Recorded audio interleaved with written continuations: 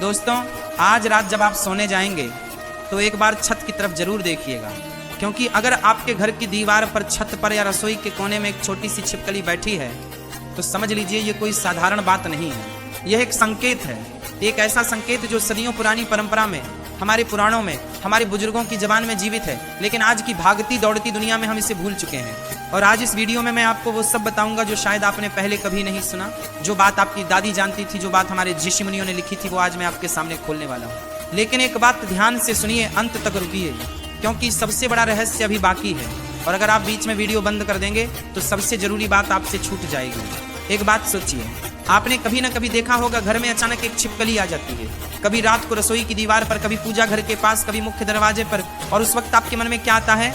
कुछ लोग डर जाते हैं, कुछ उसे भगा देते हैं, कुछ कहते हैं अरे कुछ नहीं है, बस एक जानवर है। लेकिन दोस्तों, हमारे पुरखे कभी भी किसी चीज को बस ऐसे ही नहीं मानते थे। वो जानते थे प्रकृति हमसे बात करती है। पक्षी, जानवर, कीट, ये सब संदेशवाहक हैं। और छिपकली, यह तो सदियों से इंसान के घर के साथ जुड़ी हुई है। तो चलिए आज इस रहस्य की परतें एक एक करके खोलते हैं। बात उन दिनों की है जब राजस्थान के एक छोटे से गांव में एक बुजुर्ग दादी रहती थी। उनका नाम था सावित्री देवी। उनके घर में एक रात अचानक 3 छिपकलियां एक साथ दीवार पर आ गईं। पड़ोसी डर गए, लेकिन सावित्री देवी मुस्कुराईं। उन्होंने कहा, घबराओ मत, ये शुभ है, घर में कोई बड़ी खुशी आने वाली है। लोगों ने उन्हें पागल समझा, लेकिन ठीक 7 दिन बाद उनके बेटे को विदेश में नौकरी मिल गई, जिसकी उम्मीद परिवार ने कब की छोड़ दी थी। क्या यह महज संयोग था या प्रकृति ने पहले से संकेत दे दिया था? ये सवाल मेरे मन में भी था, और इसी सवाल का जवाब ढूंढते ढूंढते मैं पहुंचा उन प्राचीन ग्रंथों तक, उन परंपराओं तक जो आज भी जीवित हैं। दोस्तों, भारत में शकुन शास्त्र नाम का एक प्राचीन ज्ञान है। ये वो विज्ञान है जिसमें प्रकृति के हर संकेत को पढ़ा जाता है। पक्षियों की आवाज, जानवरों का आना जाना, कीटों का व्यवहार, ये सब शकुन शास्त्र में दर्ज है। और इस शास्त्र में छिपकली को एक विशेष स्थान दिया गया है। मनुस्मृति से लेकर गरुड़ पुराण तक, बृहत संहिता से लेकर लोक परंपराओं तक, हर जगह छिपकली के संकेतों का वर्णन मिलता है। लेकिन यहाँ एक बड़ा रहस्य है, और वो ये है कि हर जगह छिपकली का एक ही अर्थ नहीं होता। ये इस बात पर निर्भर करता है कि छिपकली कहाँ आई है, किस समय आई है, उसने क्या किया और उसने शरीर के किस हिस्से को छुआ। यही वो जानकारी है जो बहुत कम लोग जानते हैं, और इसी को आज मैं आपके सामने रखने वाला हूँ। रुकिए मत, सबसे बड़ा रहस्य अभी आना बाकी है। पहले बात करते हैं घर में छिपकली का आना। अगर कोई छिपकली आपके घर में आती है और वो शांत बैठी रहती है तो प्राचीन मान्यताओं के अनुसार ये एक सुरक्षा कवच का संकेत है। हमारे पूर्वज मानते थे कि छिपकली उस घर में रहती है जहाँ सकारात्मक ऊर्जा होती है। वह नकारात्मकता को खाती है, जैसे वो कीड़े खाती है जो बीमारी फैलाते हैं। यानी प्रकृति ने इस छोटे से जीव को एक दोहरी भूमिका दी है, एक तरफ शारीरिक सफाई, दूसरी तरफ आत्मिक संकेत। लेकिन दोस्तों, ये तो बस शुरुआत है। अब बात करते हैं उन विशेष परिस्थितियों की जो आपकी जिंदगी बदल सकती है। पूजा घर में छिपकली का आना, ये वो बात है जिसे सुनकर बड़े बुजुर्ग पहले नमस्कार करते थे।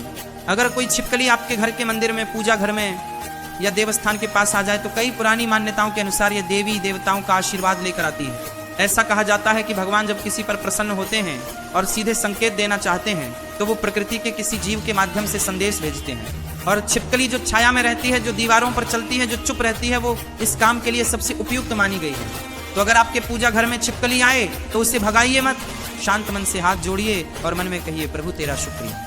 लेकिन रुकिए, अगर यही छिपकली रात के वक्त आती है और वो छटपटाती है, उछलती है, तो उसका अर्थ कुछ और होता है, और वो अर्थ मैं आपको थोड़ी देर में बताऊंगा।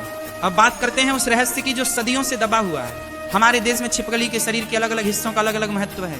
प्राचीन ग्रंथों में गृह गोदिका फल नाम का एक पूरा अध्याय मिलता है, यानी घर की छिपकली के संकेतों का फल। इसमें लिखा गया है, अगर छिपकली आपके दाहिने कंधे पर गिरे तो यह लाभ का संकेत है, कोई अच्छी खबर आने वाली है। अगर बाईं भुजा पर गिरे तो यह सावधानी का संकेत है, किसी काम में जल्दी मत करिए। अगर सिर पर गिरे तो यह बहुत शुभ माना जाता है, कहा जाता है कि देवी देवताओं का आशीर्वाद प्रत्यक्ष रूप से मिल रहा है। लेकिन अगर छिपकली पैरों पर गिरे तो यह यात्रा का संकेत माना जाता है, जल्द ही कहीं जाना होगा। अब यहाँ एक ऐसी बात है जो मैं आपको बताना चाहता हूँ, जो बहुत कम जगह लिखी गई है। अगर छिपकली आपके ऊपर गिरे और वो तुरंत भाग जाए तो इसका एक विशेष अर्थ है, और वो अर्थ सुनिए ध्यान से। दोस्तों, एक पल के लिए रुकिए। मैं जानता हूँ आप सोच रहे हैं ये सब पुरानी बातें हैं, इसमें क्या सच्चाई है। तो मैं आपसे एक सवाल पूछता हूँ। आज का आधुनिक विज्ञान कहता है कि इंसान का शरीर ऊर्जा का एक केंद्र है। हमारे आसपास एक ऊर्जा क्षेत्र होता है जिसे ऑरा कहते हैं, और जानवर चाहे कुत्ता हो, बिल्ली हो या छिपकली, वो इस ऊर्जा को इंसान से कहीं ज्यादा संवेदनशीलता से महसूस करते हैं। जब घर में कोई तनाव होता है, जब नकारात्मक ऊर्जा होती है तो जानवर बेचैन हो जाते हैं। जब घर में शांति और सकारात्मकता होती है तो वो स्थिर रहते हैं। यानी हमारे पूर्वजों ने जो हजारों साल पहले जाना वो आज का विज्ञान भी धीरे धीरे स्वीकार कर रहा है। तो क्या अब भी आपको लगता है कि ये सब पुरानी बकवास है? मुझे नहीं लगता। चलिए अब उस बात पर आते हैं जो मैंने थोड़ी देर पहले अधूरी छोड़ी थी। अगर छिपकली आप पर गिरे और तुरंत भाग जाए तो प्राचीन मान्यताओं के अनुसार यह एक चेतावनी है। इसका अर्थ है आपकी जिंदगी में कोई तूफान आने वाला है, कोई बड़ा बदलाव, कोई ऐसी चुनौती जो आपको हिला देगी। लेकिन, और ये लेकिन बहुत जरूरी है, ये तूफान आपको तोड़ने के लिए नहीं आता, ये आपको निखारने के लिए आता है। हमारे शास्त्रों में लिखा है विपदा वो होती है जो तुम्हें कमजोर करे, परीक्षा वो होती है जो तुम्हें मजबूत करे। और ये संकेत, ये परीक्षा का संकेत है। तो अगर ऐसा हो तो डरिए मत, हनुमान चालीसा पढ़िए, मन को शांत रखिए और याद रखिए जो तूफान में भी खड़ा रहता है वही असली योद्धा है। अब एक और रहस्य, क्या आपने कभी देखा है कि घर में अचानक बहुत सारी छिपकलियां एक साथ आ जाती हैं? एक नहीं, दो नहीं, 4, 5। ये दृश्य अजीब लगता है और बहुत लोग इसे देखकर डर जाते हैं, लेकिन प्राचीन परंपराओं के अनुसार यह एक विशेष संकेत है। कहा जाता है कि जब घर में किसी पूर्वज की आत्मा आती है जो अपने परिवार की रक्षा करने आती है तो वो कभी कभी इन जीवों के माध्यम से अपनी उपस्थिति दर्शाती है। हमारे पूर्वज मानते थे मृत्यु के बाद भी प्रेम खत्म नहीं होता और एक माँ, एक पिता, एक दादा वो जाने के बाद भी अपने परिवार को देखते रहते हैं। तो अगर घर में एक साथ कई छिपकलियां आए तो एक पल रुकिए, आंखें बंद कीजिए, अपने पूर्वजों को याद कीजिए, मन ही मन कहिए आप जहां भी हैं शांति में हैं, हम आपको याद करते हैं, हमें आशीर्वाद दीजिए। ये एक छोटी सी क्रिया है लेकिन इसका प्रभाव असाधारण होता है।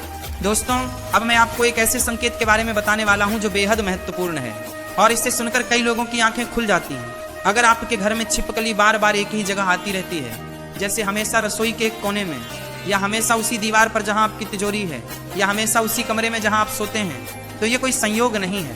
प्राचीन वास्तुशास्त्र के अनुसार छिपकली उस जगह को पसंद करती है जहां ऊर्जा का प्रवाह अच्छा हो और वो उस जगह से दूर रहती है जहां नकारात्मक ऊर्जा हो। यानी वो जिस जगह बार बार आती है वो जगह ऊर्जा से भरपूर है और अगर वो किसी जगह कभी नहीं जाती तो उस जगह की ऊर्जा को ठीक करने की जरूरत है। ये बात सुनने में छोटी लगती है लेकिन इसके पीछे हजारों साल की परंपरा है। अब बात करते हैं दिशाओं की। आपके घर में छिपकली किस दिशा से आ रही है यह भी बहुत महत्वपूर्ण है। उत्तर दिशा से आने वाली छिपकली धन और समृद्धि का संकेत मानी जाती है। वास्तुशास्त्र में उत्तर दिशा कुबेर की दिशा है, धन के देवता की। पूर्व दिशा से आने वाली छिपकली स्वास्थ्य और आयु का संकेत है। पूर्व दिशा सूर्य की दिशा है, ऊर्जा और प्राण का स्रोत। पश्चिम दिशा से आने वाली छिपकली यात्रा और परिवर्तन का संकेत है और दक्षिण दिशा यह यम की दिशा मानी जाती है। इस दिशा से अगर छिपकली आए तो सावधानी रखें। घर में किसी बीमार व्यक्ति की विशेष देखभाल करें। ये कोई डरावनी बात नहीं है, ये एक चेतावनी है, प्रकृति का एक प्रेमपूर्ण संकेत। जैसे एक माँ अपने बच्चे को खतरे से पहले ही चेता देती है। अब एक और बात जो इस वीडियो की सबसे खास बात है और इसे सुनकर शायद आपकी रूह कांप जाए। क्या आपने कभी देखा है छिपकली का गिरना? यानी छत से या दीवार से छिपकली अचानक नीचे गिर जाए। ये देखकर बहुत लोग अपशकुन मानते हैं, घबरा जाते हैं, लेकिन सच्चाई इससे कहीं ज्यादा गहरी और दिलचस्प है। प्राचीन ग्रंथों में गोधिका पतन फल यानी छिपकली के गिरने का फल बहुत विस्तार से लिखा गया है। इसमें लिखा है अगर छिपकली घर के बाहर गिरे तो यात्रा शुभ रहेगी। अगर घर के अंदर गिरे लेकिन किसी इंसान पर नहीं गिरी तो घर में कोई मेहमान आने वाला है। अगर खाने के बर्तन के पास गिरे तो उस खाने को मत खाइए, यह स्वास्थ्य की सुरक्षा का संकेत है। और अगर छिपकली सीधे किसी इंसान के ऊपर गिर जाए तो यह उस व्यक्ति के लिए एक बहुत बड़ा संकेत है।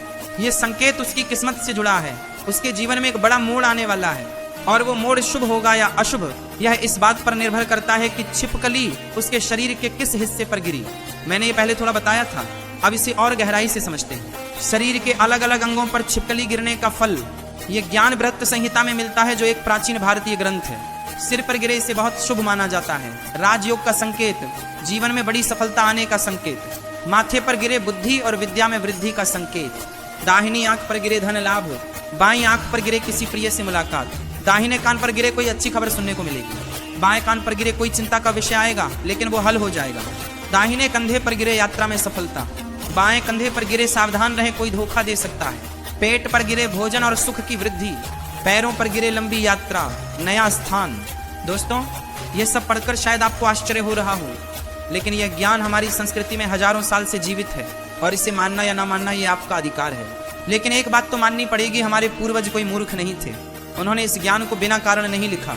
अब एक बहुत ही जरूरी बात, बहुत लोग पूछते हैं छिपकली को मार देना चाहिए। नहीं, कभी नहीं।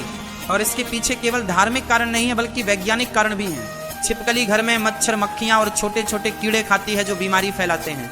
वो घर की प्राकृतिक सफाई कर्मी है। और धार्मिक दृष्टि से हिंदू परंपरा में हर जीव में ईश्वर का वास माना जाता है। सर्वे भवन्तु सुखिनः, सभी प्राणी सुखी हों, ये सिर्फ मंत्र नहीं है, ये जीवन जीने का तरीका है। तो अगर छिपकली घर में आए उसे शांति से रहने दीजिए, और अगर आप उसे बाहर करना चाहते हैं तो प्रेम से करिए, किसी डिब्बे या कागज की मदद से। अब एक रहस्य जो मैं बहुत देर से छुपाए बैठा था। दोस्तों, क्या आप जानते हैं कि छिपकली केवल दीवारों पर ही नहीं रहती, वो हमारे जीवन की परछाई है। एक बात गौर करिए, छिपकली हमेशा छाया में रहती है, रोशनी में नहीं आती, किनारों पर चलती है, बीच में नहीं। और यही हमें एक गहरा सबक देती है। जीवन में भी जो सच्चाइयाँ सबसे महत्वपूर्ण होती हैं वो अक्सर छुपी होती हैं, किनारों पर होती हैं, शोर में नहीं, खामोशी में मिलती हैं। और जो इंसान धैर्य रखता है, जो शांत रहता है, जो अपने कदम सोच समझकर रखता है, वही इस जीवन की दीवारों पर चलकर आगे बढ़ता है। छिपकली एक शिक्षक है, एक छोटी मूक अनदेखी शिक्षक। अब आते हैं उस हिस्से पर जो सबसे ज्यादा लोगों को जानना होता है, रात के वक्त छिपकली का आना। दोस्तों, रात का अपना एक अलग जगत होता है। हमारे शास्त्रों में रात को रात्रि देवी का समय कहा गया है। ये वो समय है जब सूक्ष्म शक्तियां सक्रिय होती हैं, और रात में छिपकली का व्यवहार ये बहुत कुछ बताता है। अगर रात को छिपकली शांत बैठी हो तो घर में शांति और समृद्धि का संकेत। अगर रात को छिपकली बहुत ज्यादा हरकत करे, इधर उधर दौड़े, तो ये घर में किसी उथल पुथल का संकेत हो सकता है, परिवार में कोई झगड़ा या कोई बड़ा बदलाव आने वाला हो सकता है। अगर रात को छिपकली अजीब आवाजें करे और आप उन्हें स्पष्ट सुन सकें तो ये बहुत दुर्लभ है, और प्राचीन मान्यताओं के अनुसार ये पितरों का संदेश हो सकता है। उस रात दीपक जलाइए, पूर्वजों को याद कीजिए और शांत मन से प्रार्थना करिए। एक और बात जो बहुत लोग नहीं जानते, घर में छिपकली का मरना ये देखकर बहुत लोग अपशकुन मानते हैं, लेकिन सच्चाई ये है, अगर घर में छिपकली मरती है तो ये माना जाता है कि उसने घर की नकारात्मक ऊर्जा को खुद में समेट लिया। जैसे एक सैनिक युद्ध में देश की रक्षा करते हुए शहीद होता है, ये छिपकली घर की रक्षा करते हुए जाती है। इसीलिए जब घर में छिपकली मरे तो उसे उठाइए, उसका सम्मान करिए और उसे घर के बाहर किसी पेड़ के पास मिट्टी में दबा दीजिए। यह कृत्य आपके घर की ऊर्जा को साफ रखता है। और घर में एक बार पूरी तरह से गंगा जल छिड़किए, पूजा करिए, घर को फिर से ऊर्जा से भर दीजिए। दोस्तों, अब मैं आपको कुछ ऐसे उपाय बताने वाला हूं जो घर की ऊर्जा को सकारात्मक रखने में मदद करते हैं। यह उपाय हमारी पुरानी परंपरा से आए हैं और इन्हें आज भी लाखों घरों में किया जाता है। पहला उपाय, घर में कपूर जलाएं। कपूर ये सिर्फ सुगंध नहीं है, ये नकारात्मक ऊर्जा को तोड़ता है। हर सुबह और शाम कपूर जलाकर घर के हर कोने में घुमाइए। दूसरा उपाय, नमक का पानी। एक कटोरी में पानी लीजिए, उसमें थोड़ा समुद्री नमक मिलाइए और घर के कोनों में रखिए। ये नकारात्मक ऊर्जा को सोखता है। हर शनिवार को इसे बदलते रहिए। तीसरा उपाय, तुलसी का पौधा।